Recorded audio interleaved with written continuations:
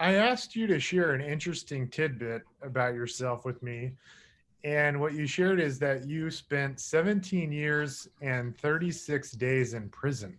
Just a couple of days. Just a Can you? couple of days. That's a long time. That's a long time. That's a Dad, really, ask me the question. What'd you do? yeah. What happened? And what? Tell everybody on the audience what happened and what did you learn and enlighten us. Well, I'll tell you what I Hell did. of an experience, by the way. It's a great experience because it teaches you how to deal with people and people that really don't care for you. Okay, back in 1980, I took a test and I passed that test and I got hired by a local sheriff's department in upstate New York. And then I took another test in '84, got hired by the New York State Department of Corrections, where I spent the next, I think it was from 1980 to 1997, September. And I was a correction officer. Got promoted to sergeant, got promoted to lieutenant. And what that taught me over the years, and I worked with some of the, I mean, I know some pretty bad guys. I've fought with some pretty bad guys, wrestled around, a couple of busted knees, stabbed in the shoulder. I got my own little stories there, but I think the biggest thing I took away from there is how to talk to people without getting beat up, Hmm. with how to talk to people and bring out what you need to know and understand from them, and getting to your eventual goal. Okay, brought in a lot of what we used to call IPC, and that's interpersonal communication, or in the trenches we called it I prefer combat. Okay, so it did form a lot of my negotiation skills. It's kind of interesting.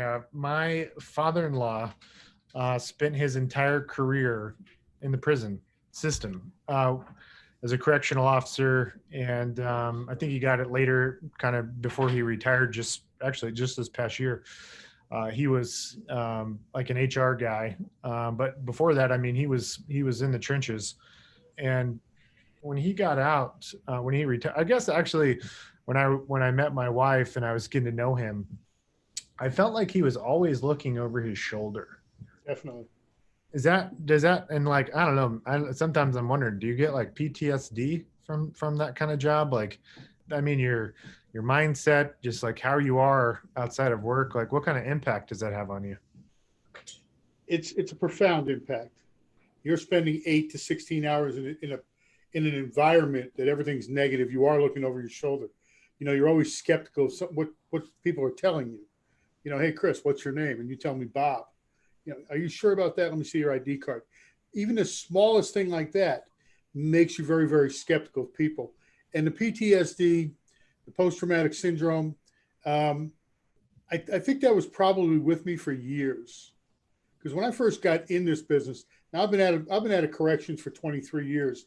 I left corrections in New York State and came to South Carolina on a whim. I mean, really on a whim, to take a sales job. I went from a very secure pension, secure paycheck. Back then, I think we are probably making at the time 70,000 a year as a lieutenant, and I went down to zero. And when I came down to South Carolina, I went broke like that. I mean, I thought I had it all figured out. I went broke in a matter of 6 months and worked myself back from there. The attitude I came in with was the same attitude you got to have in prison: is I'm the winner. I will win this battle because that's what I need to do to stay alive today. That's what I need you to do, is to, toe the line, follow the rules, and keep on going. And I think I brought that originally into my sales career here. I was selling advertising. And what I found real quick was people don't respond to that. So I started changing, and working on my mindset and my how I talk to people. I'm very high D.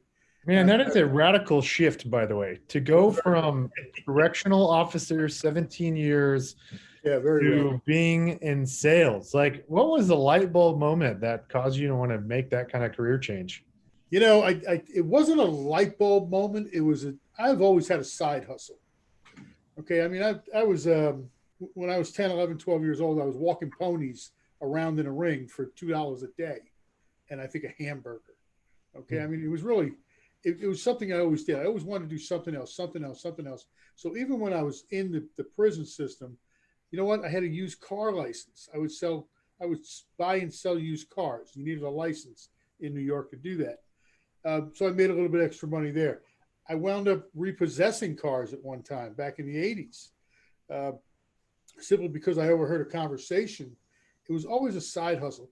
But when and again, you see where all that's going, repossessing, Yeah. corrections.